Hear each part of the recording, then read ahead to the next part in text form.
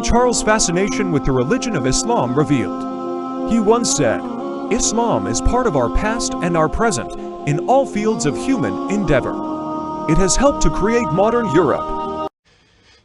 For more than 20 years now, I've been fascinated by the relationships between the Abrahamic faiths of Islam, Christianity, and Judaism. And this fascination stems partly from the particular interest I have in the ethnic, religious, and cultural diversity which makes up modern Britain. For me, this unity through diversity can represent a great richness and a great strength for our society. But my fascination has been leavened with a concern that while there is much which binds the children of Abraham together, there is also much which prevents us from coming closer. This concern has been steadily growing, and as long ago as 1993, some of you may recall that as its patron I gave a speech at the Oxford Centre for Islamic Studies in which I said, "I believe wholeheartedly that the links between these two worlds matter more today than ever before, because the degree of misunderstanding between the Islamic and Western worlds remains dangerously high, and because the need for the two to live and work together in our increasingly interdependent world has never been greater." Well, ladies and gentlemen, I have rarely hoped more fervently to be proved wrong. Sadly, events have shown that there was at least some truth in my analysis. Despite advancing these thoughts nearly 15 years ago, however, I have never subscribed to the view that a so-called clash of civilizations is somehow inevitable. Indeed, I believe that by redoubling our efforts to promote tolerance and understanding, people at all levels of society can make all the difference. This, of course, is very easy to say, but I have a feeling that the doing may also be within our grasp. In fact, while many commentators have expressed reservations about the resurgence of spirituality around the world, I find this a profoundly heartening sign. I cannot claim to be qualified to interpret the sacred texts of any of the great faiths, that is, for those called and properly trained to be spiritual leaders. But I do think that there is great wisdom in the Arab proverb which says, "What comes from the lips reaches the ears. What comes from the heart reaches the heart." So when my heart tells me to work towards greater tolerance and understanding, my head tells me that to translate this into action, we could do worse than begin by reassessing, calmly and rationally, our perceptions of one another. There is so much ill-informed and reactionary commentary that it is hugely difficult for the man or woman, or indeed the young person in the street, to know where the truth really lies. Western perceptions of Islam and Muslim perceptions of other faiths seem to me rather like the two ends of a balance. What affects one immediately and unavoidably affects the other. Ladies and gentlemen, I believe that resolving imbalance through balanced thoughts and balanced actions is an essential first step, and one which each and every one of us can take. Now, I'm not trying to say that we are all the same. We are not. But when we think about it, we do share common values, and I have no doubt that this conference will enhance and enrich our understanding of them. As the Christian tradition teaches us, let brotherly love continue. Be not forgetful to entertain strangers, for thereby some have entertained angels unawares. This text, which means so much to Christians, is based upon an episode in the life of Abraham, whose example is cherished also by Jews and Muslims. Our common values celebrate humility, greatness of soul, honor, magnanimity, and indeed hospitality. It is these values which define our worth and status as human beings, and which, when held in proper balance, manifest the harmony between mankind and the temporal order in which we live. Promoting greater understanding of our shared values in plain and simple terms seems to me another area where we could all make a valuable personal contribution. A third area in which I believe we all have a role to play is in educating those who confuse extremism and the norm. Extremism is, by definition, the exception. It is not the standard by which any informed judgment can be made. Tragically, extremism exists within every faith, within every culture and tradition, and none is immune from the devastating consequences which result from its confusion with the normal thoughts, words, and deeds of the overwhelming majority. But to confuse extremism with the norm is to ignore, in some cases perhaps deliberately, our common values. It is to be part of the problem, not part of the solution. By working together, we can move mountains. By working in opposition to each other, we simply create bigger mountains and cancel each other out, and worse. In all of this, I am struck by the great challenges which we must all face together. Perhaps the greatest of all is climate change, where common actions in each and every country are urgently required to protect the common inheritance that has been given to us by the Creator, by our Sustainer. And when we consider the sacred texts of Islam, Christianity, and Judaism, we find common themes of stewardship and justice towards the environment. If only the great Abrahamic faiths could work together from their sacred texts to stand on common ground and work towards the protection of our planet. Ladies and gentlemen, I do hope that the great minds and the wealth of practical experience gathered together in this room will be able to move the debate forward.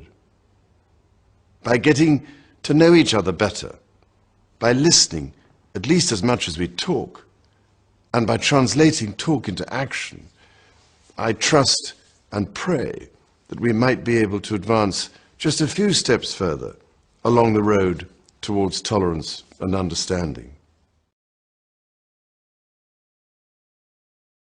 On the 8th of September 2022, on the death of his mother, Elizabeth II, Queen of the United Kingdom, Prince Charles became King Charles III. I want to do a video discussing the remarkable appreciation King Charles has for Islam. I am not here to endorse or criticize the monarchy. I am just highlighting the refreshingly positive writings and statements about Islam made by the new king when he was Prince of Wales. I think it is a matter of considerable public interest to know these facts.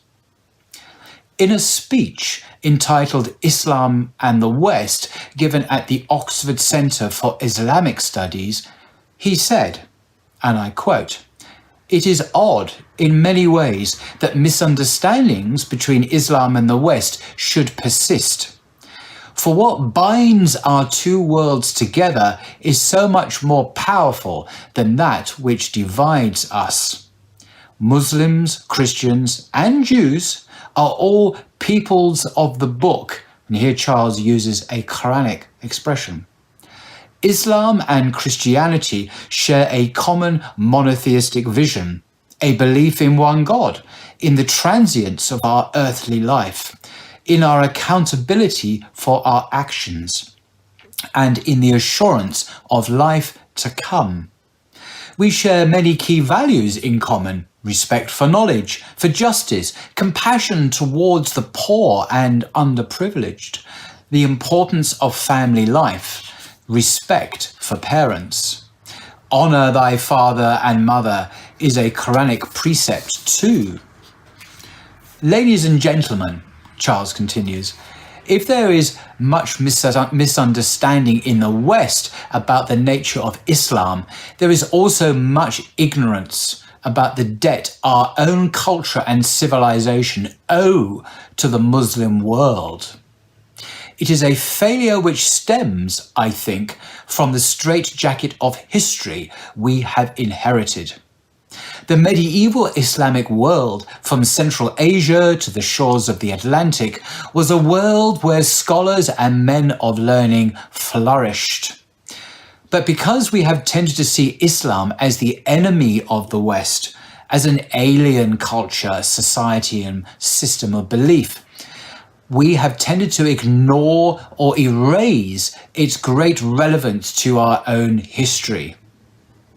For example, we have underestimated the importance of 800 years of Islamic society and culture in Spain between the 8th and the 15th centuries.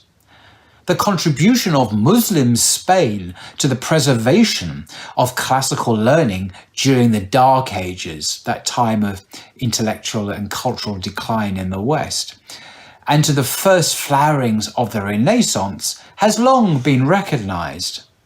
But Islamic Spain, said Charles, was much more than a mere larder where Hellenistic knowledge was kept for later consumption by the emerging Western world. Not only did Muslim Spain gather and preserve the intellectual content of ancient Greek and Roman civilization, it also interpreted and expanded upon that civilization and made a vital contribution of its own in so many fields of human endeavor. In science, astronomy, mathematics, algebra, itself an Arabic word, law, history, medicine, pharmacology, optics, agriculture, architecture, theology, and music. Islam nurtured and preserved the quest for learning.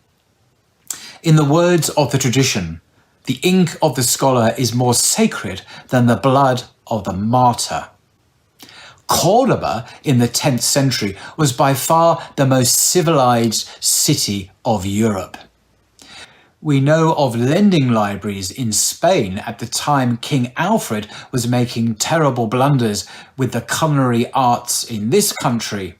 It is said that the 400,000 volumes in its ruler's library amounted to more books than all the libraries of the rest of Europe put together.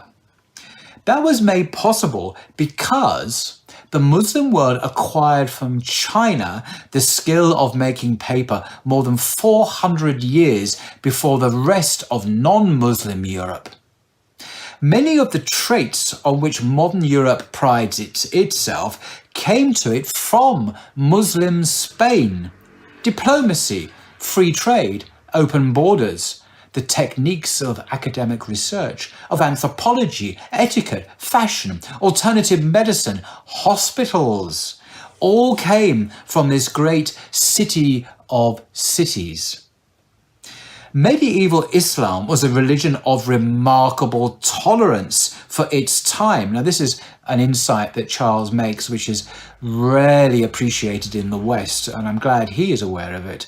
Medieval Islam was a religion of remarkable tolerance for its time, he says, allowing Jews and Christians the right to practice their inherited beliefs and setting an example which was not, unfortunately, copied for many centuries in the West. The surprise, ladies and gentlemen, is the extent to which Islam has been a part of Europe for so long. So Charles here is saying how crucial it is we understand Islam is a part of European history. It's not kind of an alien other from immigrants. It's part of the intrinsic history of Europe itself. First in Spain, he says, then in the Balkans, and the extent to which it has contributed so much towards the civilization which we all too think of wrongly as entirely Western, i.e. non-Muslim. Islam is part of our past and present in all fields of human endeavor. It has helped create modern Europe. It is part of our own inheritance, not a thing apart. More than this, said Charles, Islam can teach us today. So this is the future king saying what Islam can teach us as a non-Muslim country, England, Britain. Islam can teach us today a way of understanding and living in the world which Christianity itself is poorer for having lost. At the heart of Islam, and this is a great insight that Charles is making, I think, at the heart of Islam is its preservation of an integral view of the universe. Islam refuses to separate man and nature, religion and science, mind and matter, and has preserved a metaphysical and unified view of ourselves and the world around us. End quote. That's just a fraction of the speech, by the way. I'll link to it in the description below. In another speech at the Sacred Web Conference, now this is a Sufi Islamic kind of conference which you can read online. Interestingly, he praised a book by René Guénon, The Reign of Quantity. And here is the book itself. I do recommend it. Now, he said about this book, intriguingly, many find this teaching difficult, the teaching of René Guénon, not least because it asks us to question our very mode of being, and perhaps because it asks us to question an ideology in the form of modernism that has become so set in our minds that any other way of being seems in some sense fanciful and unrealistic. End quote. Now, what's interesting is René Guénon was a French Muslim convert. He was a mathematician, brilliant man in Paris. He converted to Islam, moved to Cairo actually, and was known as a traditionalist Sufi. Charles clearly agrees with many aspects of his worldview. If you read the speech, you'll see other examples. He also quotes approvingly some of the works of Professor Syed Nasser. Syed Nasser is a very prominent, now American professor in the States. He was originally Iranian, brilliant individual. Also Martin Lings. Now, Martin Lings is very interesting, and I want to read a few lines from this book. It's called A Return to the Spirit, Questions and Answers by Martin Lings. It was published just after Martin Lings' death and contains some of his writings, plus a number of essays and appreciations by his admirers. One of these admirers just happens to be the King Charles III. Who was Martin Lings, by the way? Well, Martin Lings was an English convert to Islam, a very well-known Sufi, and he was the author of a very famous book. And this is what Charles says in the introduction. It's under the official crest, Clarence House. And he signed his name at the bottom, Charles. There's just one sentence I want to read to you. One of Martin Lings' greatest legacies was his remarkable biography of the Prophet Muhammad. Now, this is the book in question. Now, I've done many videos reading chapter after chapter from this book, Muhammad, his life based on the earliest sources by Martin Lings. Many people consider this to be the greatest biography, seerah, of the Prophet Muhammad, upon whom be peace, in the English language. Not without its faults, but it is a beautiful literary work, and I highly recommend it. So does Prince Charles. He thinks it is an amazing book. So he's praising here a book written by a prominent English Muslim about the last prophet sent to mankind, Muhammad, upon whom be peace.